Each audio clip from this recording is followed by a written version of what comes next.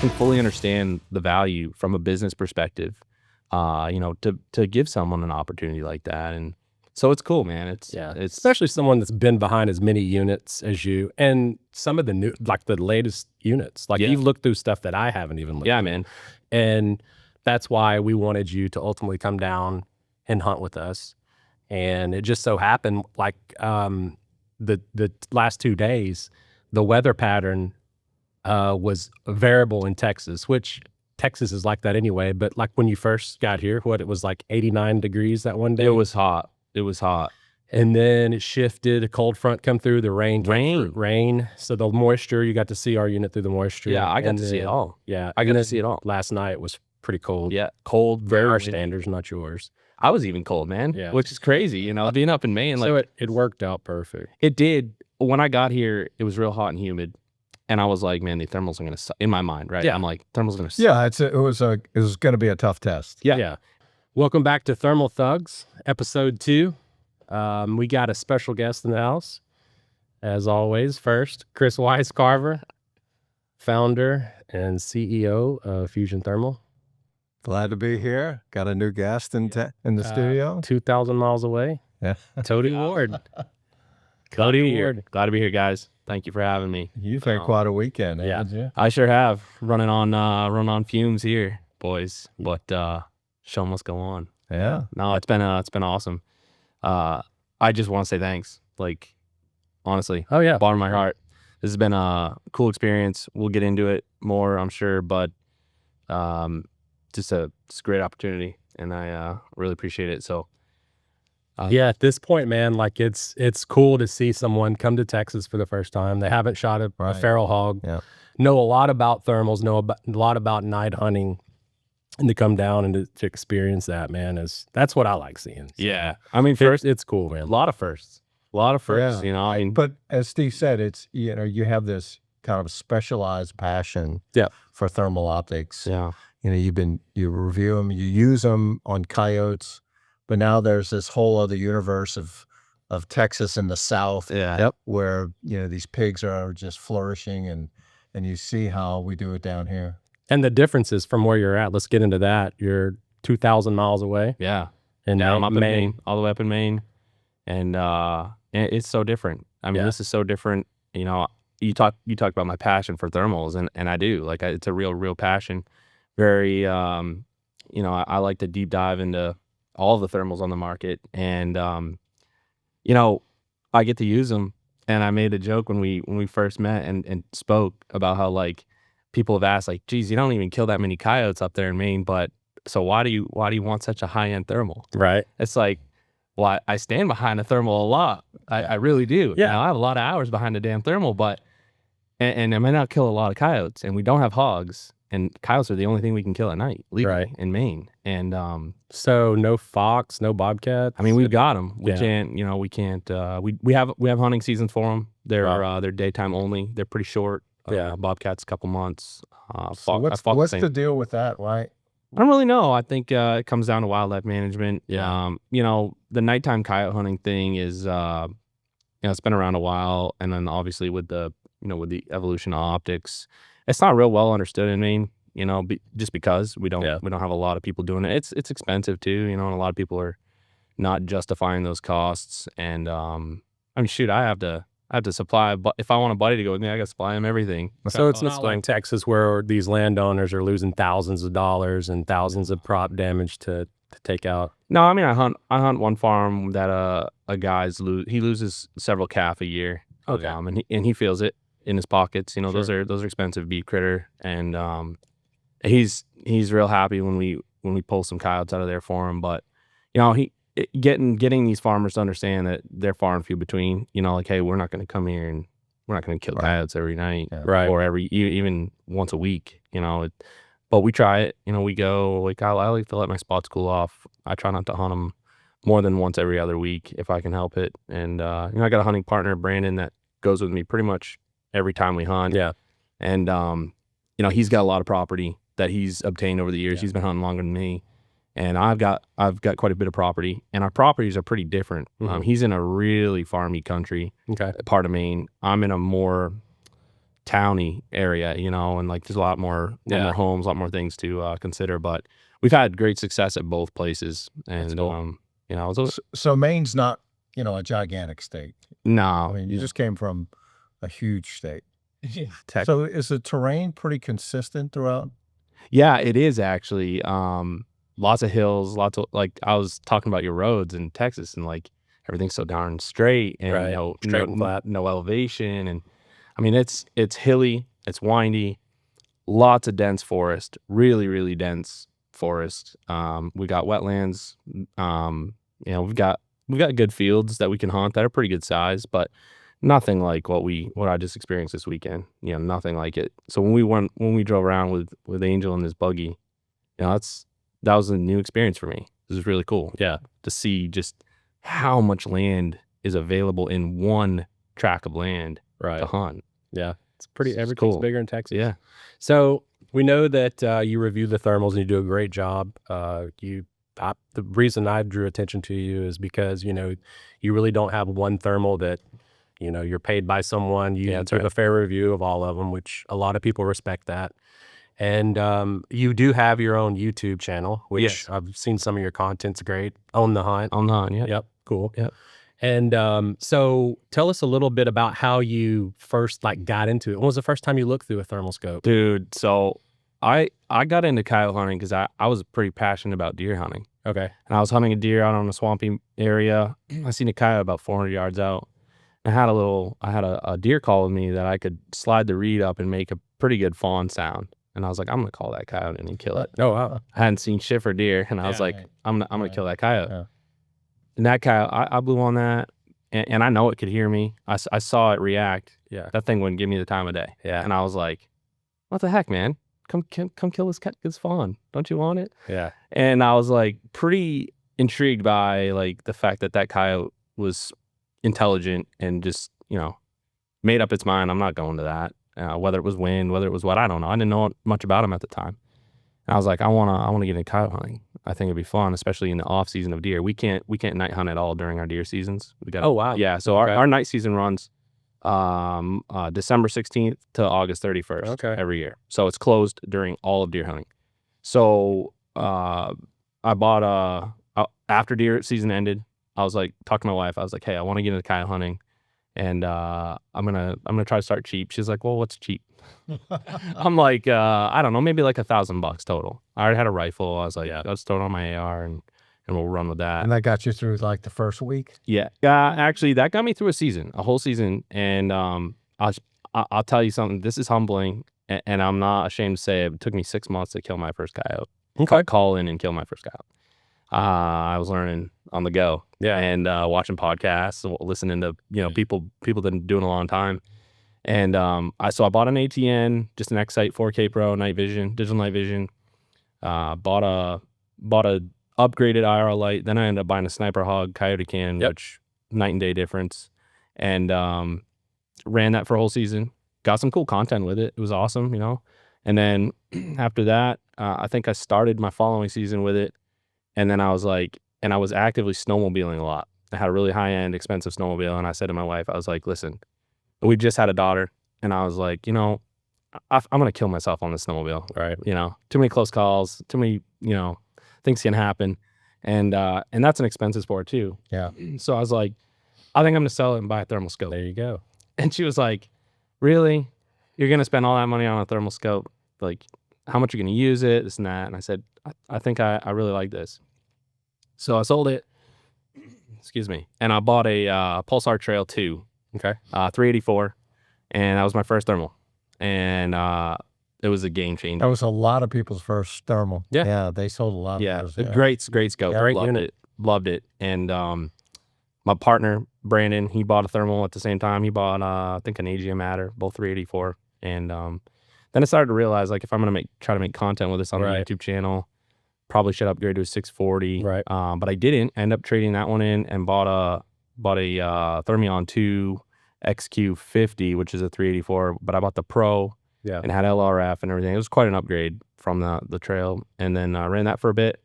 And then got into a 640 Pulsar, again, a XG50 with LRF. And that's kind of how it unfolded, man. Yeah. I just kept kind of, Step it's a growth. rabbit hole. It's a rabbit hole. I see that. So how'd you make the leap from just building content to getting into the whole review thing? What was the motivation behind that? Yeah. So I think, so I'm an IT professional, and I have a real passion for technology. And so when you take technology and then which is one passion, and then you put it into hunting, a hunting application in a scope. I mean, man, you just gave me like, something that I am in love with. And so it was like, this stuff is so cool. First of all, like the first time you go out, you feel like you've got superpowers, and it's like, you do. This is what I've been missing. Yeah. And also just like I have a real, a knack for like critiquing, right? So like I was like, you know what, I feel like I can pick these things apart, tell people what's good, what's bad, why they should spend their money on them. I mean, these things are not cheap. Yeah. Thousands of dollars. And so I built the studio, kind of got more serious about it, and I've been reviewing scopes since. I've got a lot of reviews out there, and some are. So yeah, the end user and the client, they love to hear, the critique, especially if they're going to invest in something like that. But necessarily the manufacturers don't like to hear the critique. Yeah. So I guess maybe 2 weeks ago, we're 2,000 miles apart, and I had never really heard of you. Yeah. Okay. Understandable. Yeah. Because I'm a hog hunter. Yeah, for sure. But yeah, so there was one particular manufacturer, I watched one of your reviews that, that you had kind of a letdown, and it kind of went viral, and that's kind of how I was introduced to you. And then I watched it myself, and it was a great review, nothing wrong with it, but some feelings got hurt, whatever. But so yeah, so we actually had a meeting before that happened, and we're kind of talking to you about reviewing one of our wave thermals. Yeah. And trying to get you down to Texas to actually take you out and hunt. And I did not know you had never been to Texas. I would have been more jazzed to get you. Oh, yeah. But it happened quick. So tell us a little bit about like how this whole thing evolved. We got you down to Texas to review one of our scopes, and like your wife, and it was kind of weird. It was cool, right? Because like this is a cool moment for me. It's like a fruition moment, right? Like a full circle. You spend all this time reviewing, gaining knowledge, and so I feel like I'm a good person to deliver the message to the consumer, because I am brand agnostic. I don't care. I'm not paid to run any scopes, and I won't be ever. I will run what I want to run, and I'll talk good or bad. Right. And I try to tell people that if I can't be mostly positive about a product on my channel, it's not worth my time. I remember you saying that. I'm busy. That's respectful. I'm busy, and I don't want to talk crap about stuff. Sure. All right. I want to say good things. And so I made this video, man. It was it wasn't meant to be really what it. Actually, it did exactly what I had hoped it would. It was like I'd hoped it'd be a little bit of an eye opener. Yeah. Love it or hate it. I was trying to put some facts out there. And I've spent a lot of time researching and understanding this industry to the point where I felt like my message would be heard. Yeah. And I think it was. And so it's funny because you guys we're in talks about coming out here. Yeah. And my wife is like, geez, I don't know. Like, I don't know if I want you to go out to Texas. That's a long ways. And why would a company just pay to fly you out here? And like, what if they're in cahoots with this company that you just made a video about, and they want to, kick your ass when you get out to Texas? And I'm like, come on, how far fetched? But like, at the end of the day, I understood the reasoning behind her concern, right? Like I haven't had an opportunity like this, and it's a cool opportunity. And I think that, after having done it, I can fully understand the value from a business perspective, to give someone an opportunity like that. And so it's cool, man. It's especially someone that's been behind as many units as you, and some of the new, like the latest units, like you've looked through stuff that I haven't even looked through. Man. And that's why we wanted you to ultimately come down and hunt with us. And it just so happened, like the last 2 days, the weather pattern was variable in Texas, which Texas is like that anyway. But like when you first got here, it was like 89 degrees that one day. It was hot. And then it shifted, a cold front come through, the rain. So the moisture, you got to see our unit through the moisture. Yeah, I got to see it all. Yeah. I got to see it all. Last night was pretty cold. Yeah, cold, Very very our windy. standards, not yours. I was even cold, man. Yeah. Which is crazy, you know, being up in Maine. Like, So it worked out perfect. it did. When I got here, it was real hot and humid, and I was like, man, the thermals are gonna suck. In my mind, right? Yeah. I'm like, thermals are gonna suck. Yeah, it was going to be a tough test. Yeah. And I'm like, this is not how I want to be introduced to these scopes, right? Yeah. Because I don't have a basis, right? I don't have any way to know like how do they perform in real ideal conditions versus what I arrived to Texas in.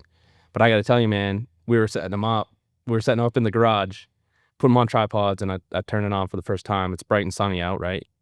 And I'm looking out at those cows in the pasture. Yeah. And I'm like, dude, Yeah. these look awesome. Yeah. And the thermal conditions are not good. Yeah. And so that was my introduction. You know, I was in it, and it was exactly what I had hoped it would be. Yeah. And obviously, you know, we've talked a lot about design, the design philosophy behind your scopes. Right. Yeah. And I value all of it. And for me, and I've used the word refreshing a lot, you know, like your design philosophy, the things you're doing, the things you're thinking of that I don't think other companies are, I think it'll set you apart. But at the same time, it's so refreshing to me because it's like, these are the things that I wish I could just be like, why didn't you do this? Why didn't you think of this? Or why did you do this? That was dumb. Yeah. And so, man, it was a good introduction to the scopes, and then, you know, getting to get real kind of familiar with them in a hunting scenario, which ideally is, I think, what you wanted. Yeah, exactly. You were like, hey, you're not going to kill a bunch of coyotes in a week if we send you a scope to test. Come out to Texas and do it for real. And yeah. What was funny is when you were setting this whole trip up with him, Todd Bailey called me and said, hey, have you watched some of his videos? And I said, no, I really hadn't had any time. Right. And he says, this guy doesn't hold any punches. Yeah. So be ready. And I was like, that's exactly what I'm hoping for. Yeah.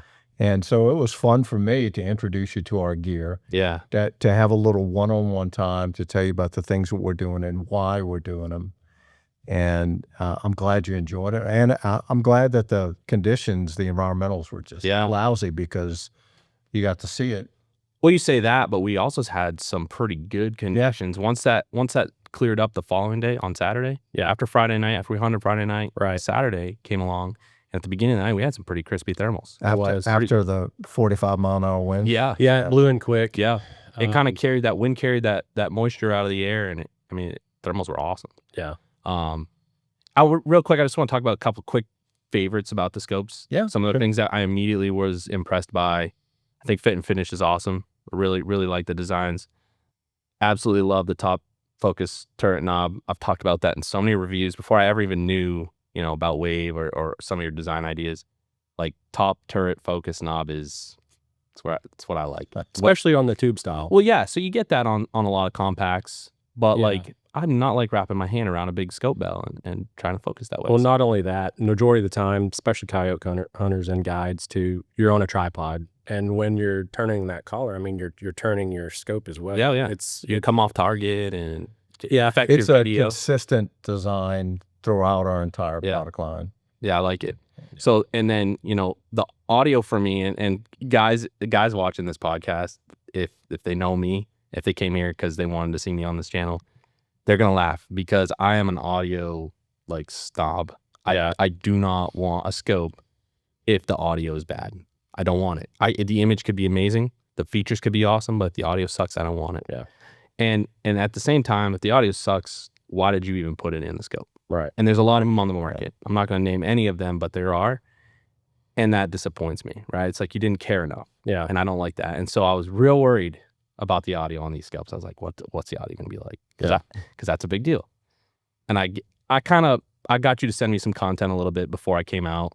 And so I already kind of wheels were turning. I was like, I think the audio is going to be good from what I've heard. And I get here and I mean, I can hear the whispers, you know, when I shot that first hog, I'm like, should I stop it? You know, I whispered real quietly. You can hear that. And that's the stuff I want to hear on my channel. You know, if I'm going to put out content of hunting, that's what I want to hear. And that's what everybody else want to hear. Yeah. That, you hear the impact. Yeah. A good mix of audio. Yeah. That's hard. That's hard to do because those mics are sensitive. And so it's like, well, placement's skewed look, too. balancing whispers and gunshot. Very hard. It's very, very hard. But you guys did a good job. So those are a couple of my real favorite things. I love the album feature where you can browse the files, delete the files. That's real cool. So, and I'm embarrassed to say this. I had I had no idea. Come on, Dude, I swear. I'm like sitting here saying, back to training for you. Yeah, you're watching your content through the scope Yeah. right now, and then you can delete. Yeah. Or that's crazy. That's so cool. Yeah. Yeah, very cool. But yeah, so I remember where we left off about before I started talking about the scopes, but back to kind of like having used so many, it's like having that experience, I think gives me some credibility as far as trying to put a word out, and I'm real glad that things worked out like they did, and I didn't have to be like, Chris, man, these things are trash. Yeah. Because Thanks for the hug. I would do it. I would do it, but But that's what I like about Chris. Like he can take those punches and he can go back to the drawing board, and he's done it before with the first fusion line with me, telling him, battery placement, this, that. Yeah, you got to be able to take him. Yeah. If you want success in this industry, I feel like you got to be able to take that and run with it, and either improve or fail. At the end of the day, you got two choices. Right. That's right. Well, that's exactly right. Look, there's a lot of great competition out there, and you're not gonna get it all perfect right out the gate all the time.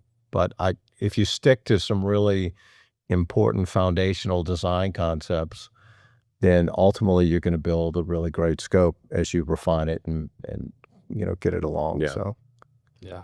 Let's not turn this into like an infomercial.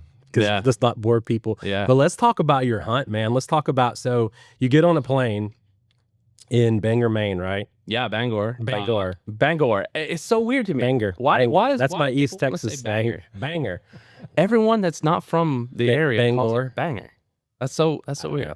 It's Anyway. a Texas thing. Banger. So right. tell us the conditions you left back home. Oh man, I was pretty worried. You sent me a video. Yeah. And I was like, there was like that much. Oh yeah, snow there was and ice 2 on the inches plane. There was 2 inches of snow and ice on the plane's fuselage, like the outside, and there's just a wall of snow coming down.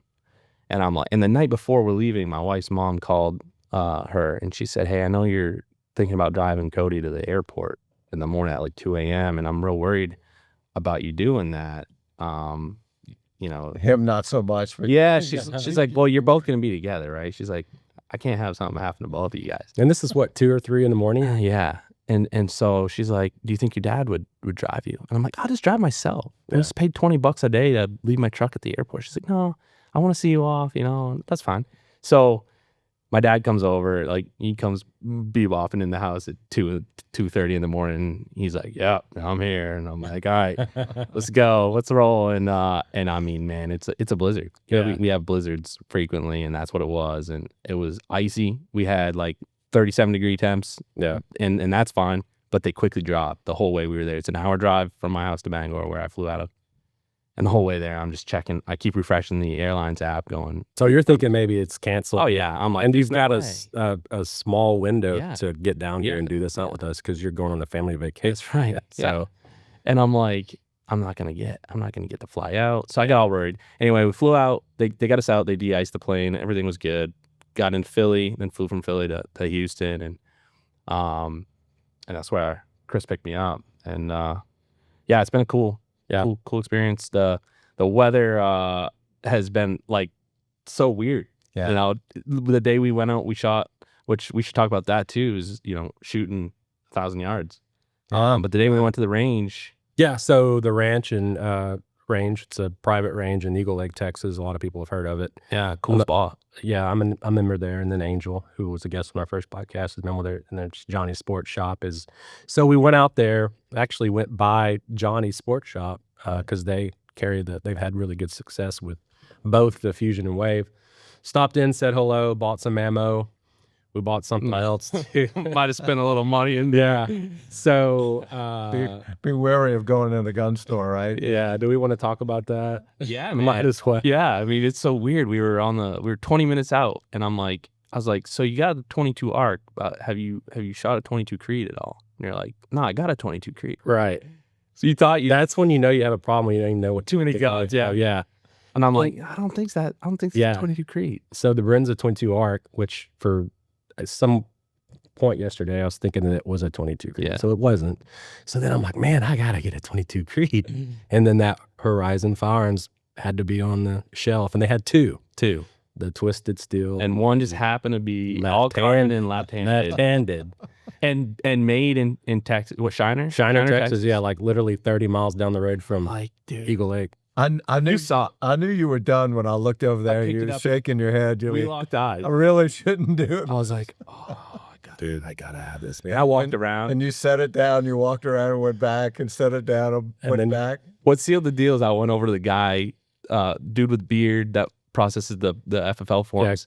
Yeah. I was asking him some probing questions about buying a gun in Texas, in Texas where I don't live here. He's like, I'll sell you a gun right now. And I'm like, you had to say it. You had to say it. Right. I was like, I gotta go look again. Yeah. I grabbed that thing, and then Angel's like, I'll give you a good deal, man. I'm like, all right, I'm leaving with this. So I got mine. He got his. He broke out the credit card. So yeah, and I got to shoot the first animal with yours. Yes. That feels wrong, but no. And right. you were like, dude, I am not shooting the first. And I'm like, yes, you are. Yeah. So, but Johnny's is going to ship yours to your FFL next week. Yeah. So, I'll be doing some videos on that for sure. So how do you feel about the round? I think it's awesome. That thing that thumped that. It thumped. Say last night. Angel had it first. Hits hard. He's been a fan of that company for quite a while now. That Horizon. Yeah. And just down the road from his house. And he's been shooting the 22 Creed, and man, it does thump. Yeah, I think it gets there fast. So it's over 3,000 feet per second. Yeah. Right. 22 projectile with good BC. And I think it's. And usually I'm kind of scared to pig hunt with anything less than 100 grains just for whatever reason. Yeah. Confidence, but guiding. But man, it's.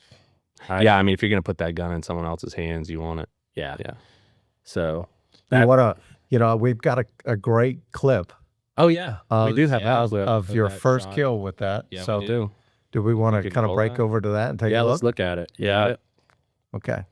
Thanks, Tony. So this is my first pig. Yeah, here we go. This is compliments of Tony running the Wave Atris. Yep. Reticle turned off, Wave Atris behind us. Not even on a rifle, just on tripod. There's that hog right there. You see it come into focus. And it was a decent for your first pig, dude. That was. Yeah, it's funny you should say that because I thought you guys were just no being nice. We walked up to it and you're like, man, that's a good pig. You can see the shot right there. That was cool. Yeah, that was a really cool shot. I was glad he captured that because he went straight down too. Yeah, oh yeah, that thing didn't take another step. Yep. And it was still moving because I whispered in that. I was like, should I stop him? And so that really bothers you, doesn't it? That kind of curly shuffle. I don't know. You were like, I'm just so. He's like, why are they doing that? No, he said, hey, he looks at me like a serious face. Should we dispatch or something like that? You dispatch it. Yeah, dispatch. And I'm like, what? And I'm like, 911? A Yankee term. Yeah. What is dispatch? I'm like, shoot it. Yeah. Shoot it again. Yeah, it's just nerves. Yeah. So, yeah, that thing was flailing around a little bit, but as long as they're not running, you just let them do that. Yeah. What'd you think about that can, the Diligent Defense we ran? Oh, man, that thing's quiet. And light. Yeah, light. When I picked up that TI and the gunshot in Johnny's. Yes, sir. And then I was like, well, I want to feel the steel one next to it. It's like, it feels like half the weight. Yeah. Unreal, man. Good cans. Yeah. If you're going to have a lightweight build, definitely want a lightweight can. So we went to the range. Yeah. 1,000-yard shots with thermal. Very cool. It was by the way. Like mid-80s. Mm-hmm. And the really tough thing about that environment, it wasn't just the temperature and the humidity, but we've got a sun position that's almost, dead on. It's like just at the, 11 o'clock position, and we were there at 3 o'clock in the afternoon. So it could not have been worse conditions. Yeah, it didn't do us favors, but they performed. I mean, we could see those steel targets, no problem. They were, and the scopes worked well. We had a little wind too. Yeah, crosswind. So that is what I was going to talk about. Is like when we got there, I was like, I don't know if I'll be able to do it.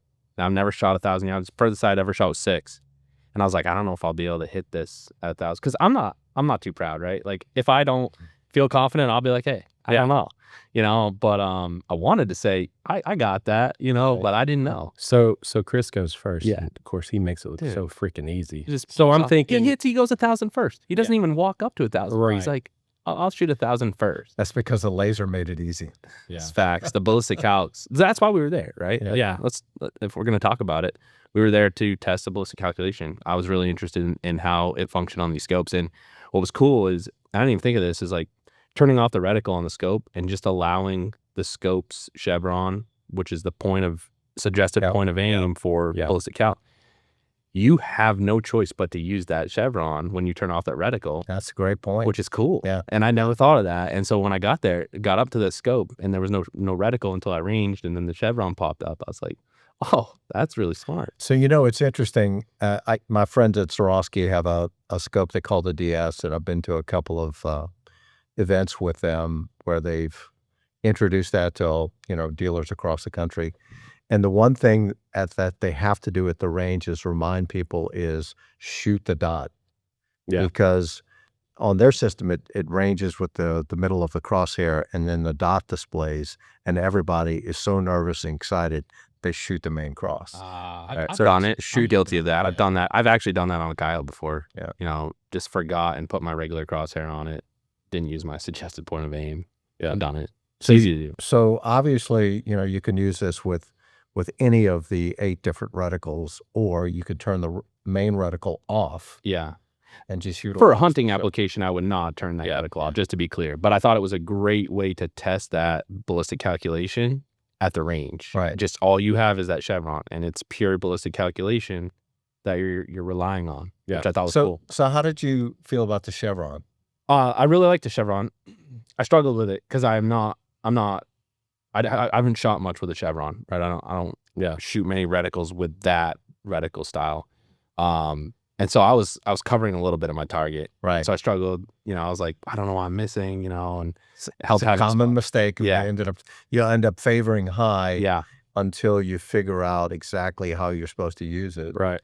Yeah. And once you told me that, and I put that what I would think is like a little low, it was bang on. So you just got to get familiar with it. And I think, that's easy. Yeah. Just use your. So Chris, tell us about the caliber we were shooting. We had 2 guns that we were walking out to 1,000. Right. What calibers were they? 6 GT. Okay. And 6.5 Creed. Yeah. Okay. And I've tested with both of those guns all summer. When you're testing ballistics, you certainly need to take the gun out of the equation to make sure your firmware is solid. And it was a lot of fun to see you do that. And yeah, I think I was like, I was not expecting to bang steel at 1,000 like you did, but you going first and doing it your first shot, I was like, man, maybe it is easy. Yeah, that was what I was thinking. Because I'm like, well, I'm going to do this too. Yeah. What I really was trying to show you, it wasn't trying to show off or anything, but what I was trying to show you is how quickly you can run a field of targets. Yeah, and you did So you engage, somewhere around, I think it was 998 yards, and then seconds after you pull the trigger, you're transitioning to the next target, which is 7. So it can happen fast. Yeah. If you don't get tempted to jack the magnification all the way up, you can generally keep your eye in the scope really, really well and make that transition happen quickly. Yeah, I think you rung the 1,000-yard steel, 700, 500, and 300 within 3 minutes, maybe, not even 2 minutes. Yeah, it was quick. Yeah, it was quick. It was quick. But you're ranging each target. We've actually got video of that somewhere. Yeah, it was cool, man. So do you feel pretty confident with what he showed you and how to enter the dope and stuff? Yeah, I do. I mean, a ballistic calc looks like, actually, it performed well. I mean, very well. Yeah. We saw great results. We tweaked yours a little bit. Yeah, we chronoed mine because yours was off because your velocities were off. Yeah. That's super Because I have a important. shorter barrel. So I think a lot of people, they get a box of ammo. They're like, oh, my scope has ballistic calculation. Yeah. They read that velocity that's published. And that's not even close, man. Like, not even. No, you got a chrono. And I'll tell you right now, those Garmin chronos, they're expensive, but they are game worth every changer. penny, man. I agree. And like people talk about truing up their BC, truing up their velocity and stuff like for different yardages and things like that. I think as long as you get a good chrono and an average, you're going to be all right in your ballistic calculation. I don't think you have to go crazy. Yeah. But definitely accurate velocities. Yeah, for sure. You were off by what, 200 feet per second? Yeah, Yeah, I was. that's gonna make a huge Yeah, difference. because that was the barrel, the SWS barrel, the suppressed barrel. Yeah, Suppressed weapon systems, and it's going to be different from what the box says originally anyway. So yeah, it's shorter. yeah, it helped out a lot because I was off. Yeah. So It was actually a perfect day for you to be there because, as we talked, we encourage and support the ballistics to 600 yards because after 600, the environmental conditions Yeah, come in so dramatically that it can wreak havoc on it. and I saw that. Yeah, and beyond 600 and the thermal is really not where the industry needs to No. to It's support. cool to say you shot 1,000 Yeah. yards at thermal, and like I'm glad I did it and can say I did that. But how practical is that? yeah, I mean, what's the longest shot you took all weekend? Jeez, man, maybe like 160 Yeah, on that hog last night. with the new Creed. Yeah, with that 22 Creed. Yeah. And And actually, I made you walk a little bit towards you it. did too, man. because I wanted to get a shot that I didn't get. And you with the background, I totally screwed that up. Did you at least get to see me shoot the hog? it too, Thank God we have Tony, huh? Did you at least get to see me shoot the hog through thermal? Yeah. Yeah, from the rig. Well, I was The looking buggy? at the actual hog because I had the 50 millimeter. Yeah. So, yeah, Man, that thing just rolled. it did. That was awesome. Ear hold, And and then he didn't kick much, and that was a pretty hog too. That was the spotted boar. Yeah. He was That out was by cool. himself eating pecans. Yeah, we had better luck last night than we did our first night here. The first night was a struggle, which I actually appreciated to see. Yeah, It showed me that it is true hunting. Yeah, Yeah. it's not. I mean, we still killed, but we didn't get into the Yeah. big groups like we wanted to. Killed two. Yeah. The two we saw basically is what we killed. Yeah. And the first night, and then second night we got into that one group, Mm-hmm. and it was so windy. Like we moved on those pigs a lot. Yeah, And we got pretty close. yeah, they're uneasy when the wind's blowing. That even though they got a great nose, and you kind of figured that out too. But they don't like to stay in one spot when it's that windy. Yeah. because they know that. They can't smell as good. Yeah, They can't exactly. hear as good. Yeah. So, what did you think about the overall experience with the food in Texas Oh, man. compared to? Because when I think of Maine, I think of lobster. I think of the whole not Mexican food for sure, and not barbecue. So let's talk about the food because we ate a lot. Well, listen, man, I love barbecue, and so when I came out here, I was like, I'm gonna have awesome barbecue. I know they're gonna take me somewhere like with some real good, authentic Texas barbecue, Right. and my buddies were all talking about it, and then I get here and I think the very first night he's cooking up something that smells good, and I'm like, what is that? And he's like, it's boudin. And I'm like, what the hell is boudin? I've never heard of this before, and it looks like a, sausage that's been cut up. And he's like, try it. And I'm like, well, is it spicy? He's like, because I don't love spicy. Right. You guys learned that. And I'm like, he's like, it's got a little kick to it, but I got some cooking that's not as spicy. It's the original. Yeah. It's like, I'll wait for that. So I tried that, and that still had a kick to it. And I was like, geez, I'm glad I didn't have what's supposed to be spicy. Right. And so then, we go through the evening or whatever. Oh, next morning, you guys are like, you want breakfast? I'm like, yeah, I want breakfast.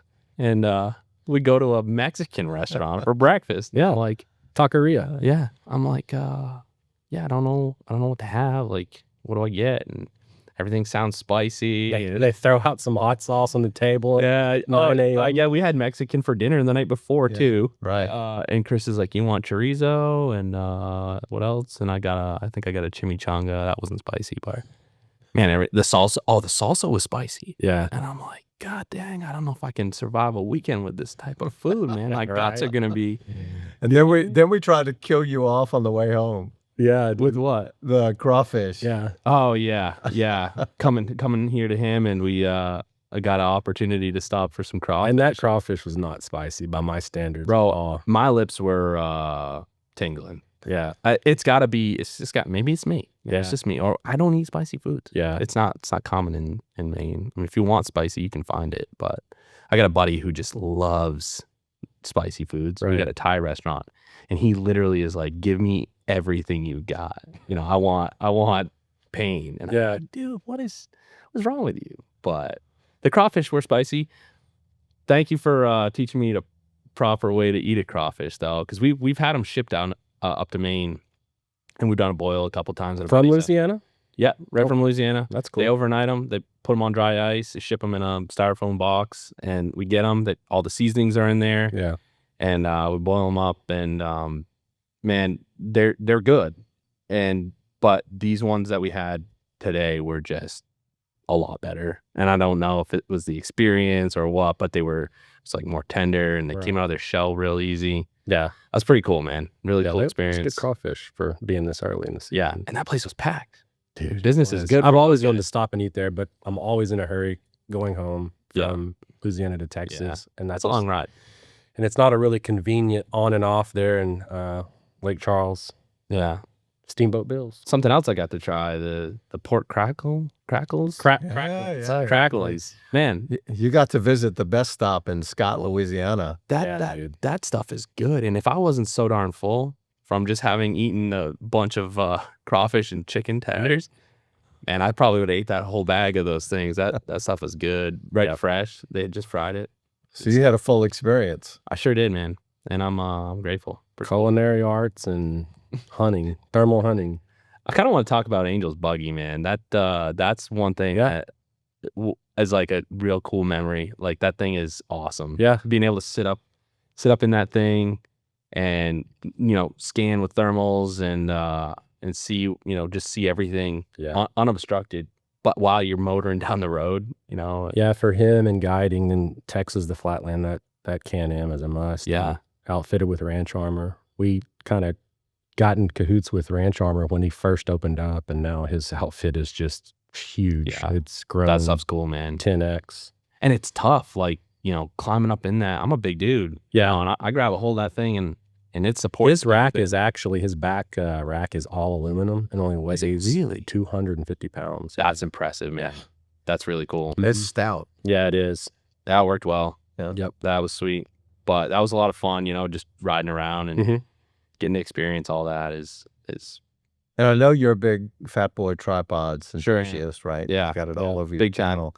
And you got to see some in Angel's buggy that have like 1 million miles on it. Yeah. Well, it's a testament, right? Yeah. And they're a tool. They are a tool. And they're a must-have. And, like, guys ask all the time, like, is it worth the money? Yeah. And, like, that right there, all you got to do is show them, hey, this guy is guiding every night, and this is what he's running, and they're holding up. So he and I were one of the first couple of true guide people in Texas for hog hunts that carried those. They shipped them out to us and said, hey, put these through the ringer, kind of like Chris does with his thermals.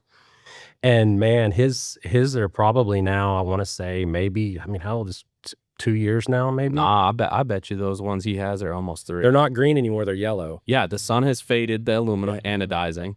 Yeah. But you know what's cool? The rubber on the legs, all of it was still intact. Which rubber is tough because it likes to degrade, especially when you introduce sun. Yeah.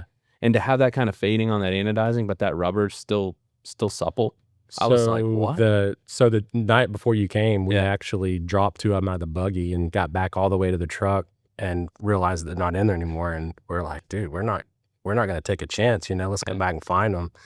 And so, yeah, he power washes his all the time after about a week of guiding. Off them. Yeah, well, he throws them in the back. So with all the they get bloody that he had. Right. Yeah. And over time, that blood kind of builds up. And yeah. But yeah, great tripod. Shout out to Fat Boy. Yeah, there. for sure. What about the corn? Can we talk about the corn? No? Yeah, no. Is that common? No, it's common. Yeah.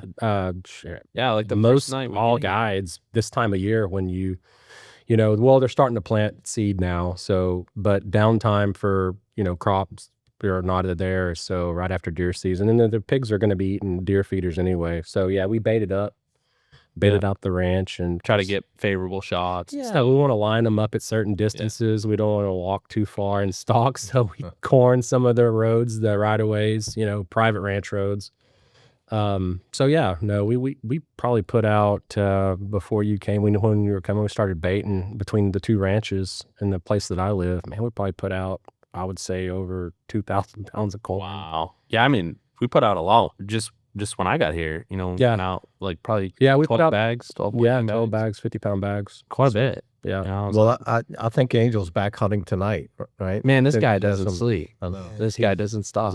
He's a different bird, man. He's built different. super loves it. appreciate his help though, man. It was cool to meet him. He has to stay on top of it. He does not want to lose his land. And these farmers, especially this time of year, because you saw they're planting corn. They're out there at 1 a.m. Yeah, with lights on, getting it done. And they're planting seed right now. And the same day, the same night they plant this seed, those hogs are coming in, sticking their nose in the ground and just going down. And seed is so expensive nowadays. It is, yeah. Yeah, and the farmer does not want to replant, 30 acres of. No, and he doesn't know it got rooted up or whatever until it's not growing, right? Like, well, they go out there the next morning. He's like, Angel, where the hell were you at last night? And so that's why he's pressure. It is, man, and you don't want to lose that ground, but he lives for it. Yeah, so got to help as much as I can, but. Yeah, you guys work well together. Yeah, you did. I can tell you farmed together a lot for a long time. It was cool. And at one point, like the first podcast we did, we kind of talked about how we met and how we were.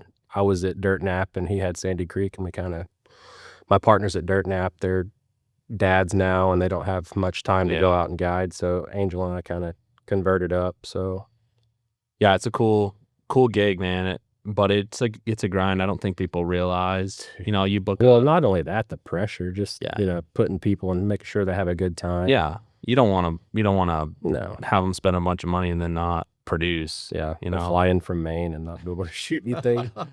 I'm not gonna lie, man. Where the hell is Maine anyway? Right? Yeah, what is Maine? 2,080 miles from where we're sitting. That's right. And I've talked a lot about Maine since I've been here. I've answered a lot of questions about it, as you guys have answered a lot of my questions about this area. And I think one of you said it on the way here. You're like, man, you're really selling this Maine pretty hard. Like nothing sounds good. Yeah. 4 feet of snow, and then when the snow melts, there's clouds of mosquitoes. Oh yeah, man. Oh, those mosquitoes are ticks. Ticks are the worst. Yeah. Our worst offenders, man. We don't have, like, when I came here, I was nervous. I'm not gonna lie. Like, I'm not afraid to say this, but like, I don't like snakes. Yeah. And we don't have snakes in Maine. That might be why I don't like them, because I don't know what I don't know, right? Right. All I know is to fear snakes. And Todd, who's setting up the trip for me to come out, is like, hey, you're gonna want to bring good boots because it's definitely gonna be snake season. There's gonna be rattlers around. Yeah, I think he said like wear chaps and leg. He did, bro. And I'm like, I don't know if I don't have chaps. I don't have this stuff. And like, if I buy it, how do I pack it in my carry-on and stuff? And he's like, we'll get you covered on boots. You'll be good, and it'll be fine. Yep, I'm like, hope you survive. Yeah. So now I'm like, Jesus, man, I don't know. I don't want to get bit by no rattler snake while I'm out there. So did you see a snake while you? Not one, man. So this whole time I'm just like, worried for nothing, But that was a pretty comical thing for me. Yeah. To fear it. Right. And then I get here and I'm mentioning it and you guys are laughing at me like, you're not gonna see a snake, man. Yeah. You're good. And you're just tramping through. And I'm a big person that will just like, hey, I'll do what that guy's doing because he lives here, he knows. Right. I'm watching you and Angel, and I'm like, there's no snakes in there, right? Because they wouldn't be doing that. Yeah, running through the. Next time you come back, though, we'll go to South Texas. We'll show you. Find some snakes. Yeah. Yeah. I asked Chris today. I was like, do snakes show up in thermals? And he said, not real well. Yeah. Not great. I mean, you're gonna. And it's usually the opposite color, like a cold water bottle. Yeah. Yeah. That's weird. So it's actually it's not alligators the same way. Yeah. There's some content out there of people killing some pretty big snakes on thermals. Yeah, on the road, like in the summertime. Yeah. A buddy of mine has a pretty good, like a 7-footer that you shot. And it's on thermal. So yeah, I mean, Maine is so different than this, and like I get questions a lot about like, are you hunting? Not if you could probably go to half of my YouTube videos that I put out in the last year, and there'll be a comment somewhere that will say, hey, when's some hunting content coming out? And are you going hunting? And my answer to that is you can bet your ass I've been hunting. Like, I live for the night hunting thing. And it is something that I'm extremely passionate about. I'll wake up and go to work tired. It is what it is. And the success rate is so low. It is so low. And it's depressing. I called a buddy the other day who's very avid in coyote hunting in Maine. A lot of people know him. He's been on some podcasts. I called him and I said, hey, you as depressed as I am right now? Yeah. He's like, you know what, man? He's like, I haven't even been really going out because I can judge. I'm not seeing guys aren't killing them. Yeah. We got a lot of guys bait in Maine.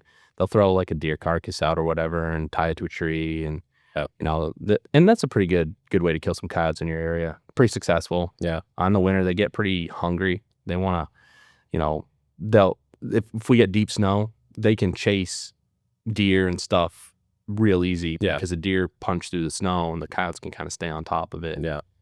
Man, that's the way they take deer is pretty gruesome. And we've got some battles we're fighting right now with people that they're not really for coyote hunting. And we try to, you know, toe the line with them, you know, politically and be. Talk about that a little bit in detail about what's been going on in your state. Yeah, I mean, we literally just a week ago were at legislature fighting a bill that was introduced by some people that, you know, realistically are acting on mostly emotion. You know, they don't like to see, you know, pictures of coyotes that are dead, you know, and they get worked up about it. And so what they try to do is, or they did, I mean, they introduced a bill in the legislature to shorten our daytime coyote season, which is 365 days. We can't hunt on Sundays ever in Maine, but any other day you can shoot coyote during the daytime, even during our deer seasons, everything like that. And actually that's when most coyotes get killed in Maine, is during deer season, because there's so many hunters in the woods for deer and they see coyotes, right? They kill them. They kill everyone. If you ask a deer hunter if you see a coyote when you're deer hunting, their answer is going to be, yeah, and that just turned into a coyote hunt. Yeah. That is their answer. So what's the deal behind no hunting on Sunday? Does it have anything to do with? It's so weird, man. It's old. It's real old. You know, I think we're one of 4 states in the U.S. that don't allow Sunday hunting. Not even deer hunting? None. Okay. 0. Interesting. 0. Doesn't matter what it is. If we got squirrel season, can't do it. Wow. Can't do it. So this bill was proposed to shorten our daytime coyote season to, like, I think 3 or 4 months, which was before the bill was 12 months. And it was to basically take away all night hunting. But the bill was super poorly written. And I think our legislature heard loud and clear from the sportsmen, hey, we're really trying to do things right here. And that's really what it takes. You know, we've seen this explosion of the night hunting industry, and it opens up more opportunities for people and their families to get out and do some stuff, sometimes when the weather's a little nicer. And so we really don't want to see it slip away. But you just got to come to realize the fact that there are people in groups out there that don't want us to do this. There are, man. And I think be respectful, pick up after yourself, leave places the way you found them, and everything else will fall into place. You know, I think it's a tradition that's got to live on, and I think it will. So are dude wipes biodegradable? I hope so. Bro, we were riding in that buggy, and I felt something on my arm wet, and I'm like, what is that? You thought it was raining? Yeah. And then I looked, and you had some on you, and you're like, yeah. He had it like, dude, like on my eye, like a teardrop. Yeah. Just raining, cow shit, man. Raining shit on us, man. Those Can-Am tires can throw it. Yeah, boy, we got caught in that rainstorm though, didn't we? That was bad. And you guys were in the front. No, I was in the front. There was no windshield, no blocker, and you and I were up on that seat, and you checked our radar, and you're like, "Hey, we got 10 minutes to get back to the garage." You tapped on the roof. You're like, "Hey, Angel, I think we should turn around." And when you said that, I was like, "Oh, this ain't good. This is." But then longer to get back than I thought. Well, yeah, it just seemed like forever. It did. But then, you know, the band passed through, and then it cleared up, got crispy. Wind kind of died down a little bit. And I was like, dude, we got to leave tomorrow morning. I'm like, let's get in the buggy, let's load up, and let's go kill something. And we went back out, and that's when you got tried to call in a coyote. But the wind was whipping. Well, we were out. I don't think they would have heard much out of that call. And Tony was a trooper. He wanted to go back out with us, and he did. He did. Yeah. But I could tell that he was getting antsy because it was so cold, man, and windy. Cold. And he didn't have a gun, so it was kind of like, what am I doing out here? Yeah, he had a couple of drinks. He's like, I'm gonna be responsible. I'll just sit and watch. And so I was like, I'm gonna drive right back by the lodge and offer, hey, you want to get out? It could be the next 20 minutes or 2 hours. She's like, oh, I'll get out. Yeah, I'll go keep Chris company and maybe have another glass of wine. Yeah. And then we got on some pigs. Yeah, we did. And that one group. It was worth it. Yeah, it was cool. And your boy got to shoot one. Yeah. Which is awesome. Yep. So one with a pretty good color phase to it. That was awesome. That spotted. Mm-hmm. Yeah, I was bummed we couldn't go take pictures of the other 2 we shot because of that fence. Yeah, net wire. They had just put it up the day before, and which I didn't know it was there. And I was wondering why these hogs were not coming to the field, because they usually come in and dig that field up.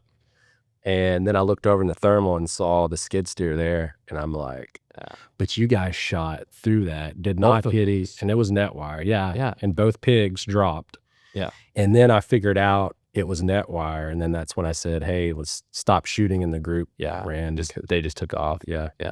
Because I'm the king of popping wire. Yeah, we don't need to be making any farmers mad. Yeah, no. That's the last thing I want. Come out here and piss somebody off. Right. So, yeah. So what's the future for your channel? Man, I love this thermal review thing. And here's the thing. The thermal scopes aren't going anywhere. Yeah. They really aren't. And I got cows. I can look at. I got horses. I got deer. I mean, I can find deer a lot of times at night. And so you can bet I'm going to keep reviewing scopes. I know people want the hunting content, and man, I do too. I do. And I'm hunting, and it's cold, and I'm tired. And that stuff will come. Summer's real good for coyotes in Maine. I don't like to say that too publicly because most guys quit from the cold. Yeah. They don't get back into it till it's cold again the next year. But summer's good, and we kill a lot of coyotes in the summer, so I'm looking forward to that.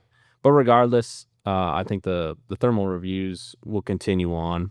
I'm really looking forward to reviewing some wave stuff on the channel. Try to get my hands on some of that stuff, and I do want to give a quick shout out, if it's okay, to my dealer Logan Miller at Fall River Shooters.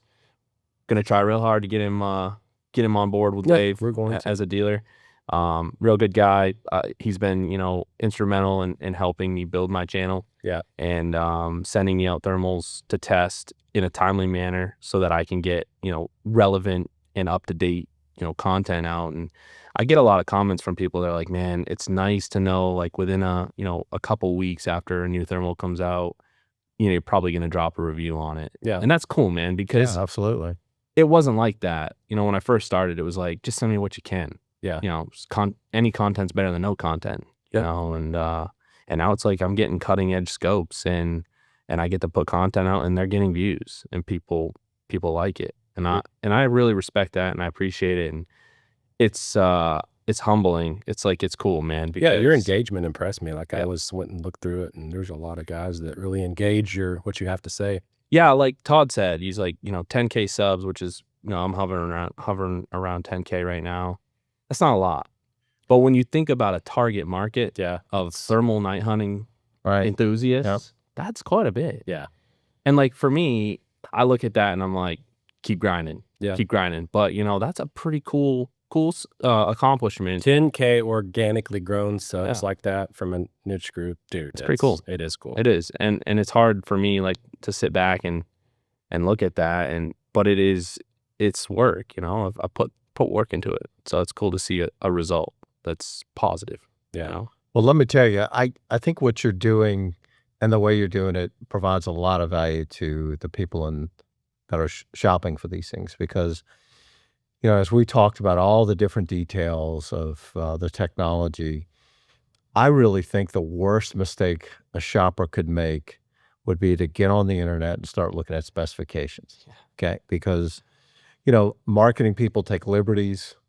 And the truth is, not all 640s are created equal. There's huge variation in quality, huge variation in calibration on these things. And it's just having somebody that's willing to just not hold back. Yeah.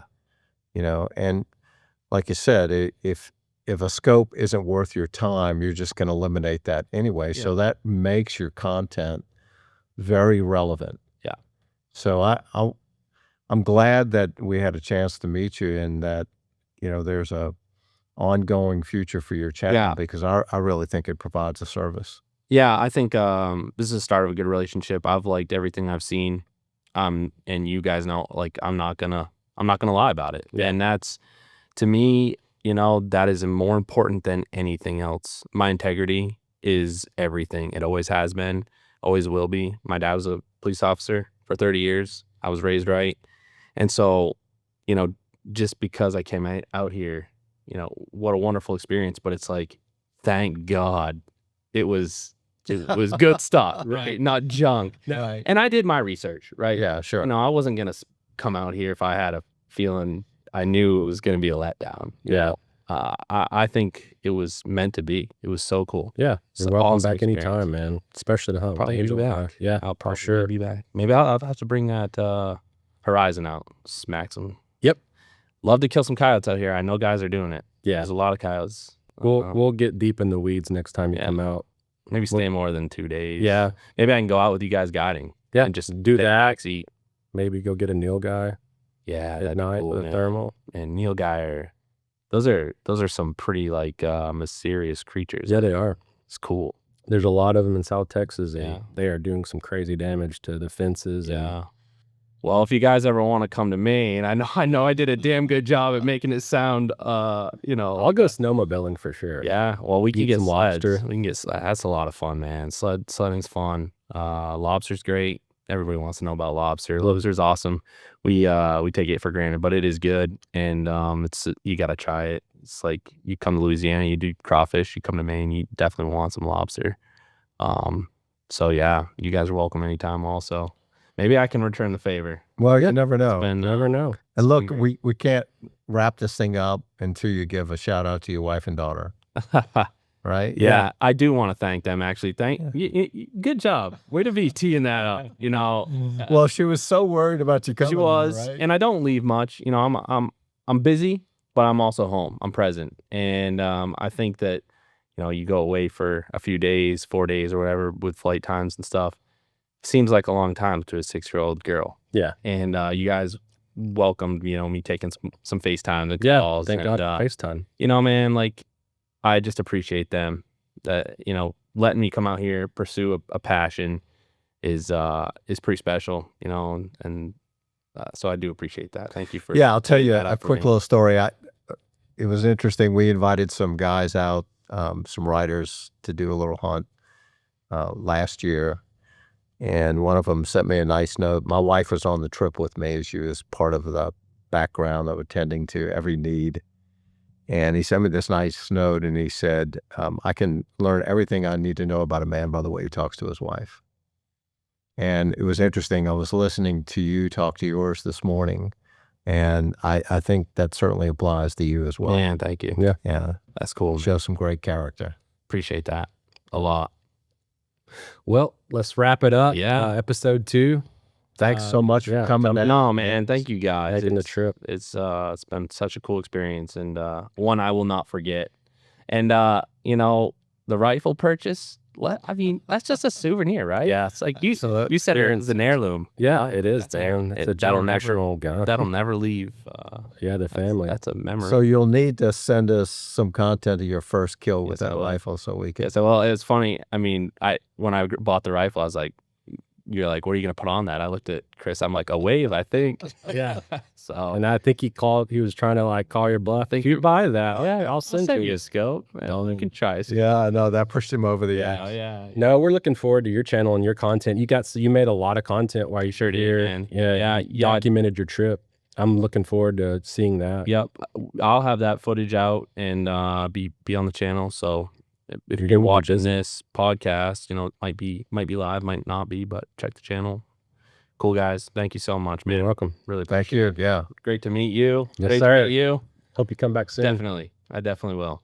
And that wraps it up for episode 2 of Thermal Thugs. Thank you for joining us. We'll see you on episode 3.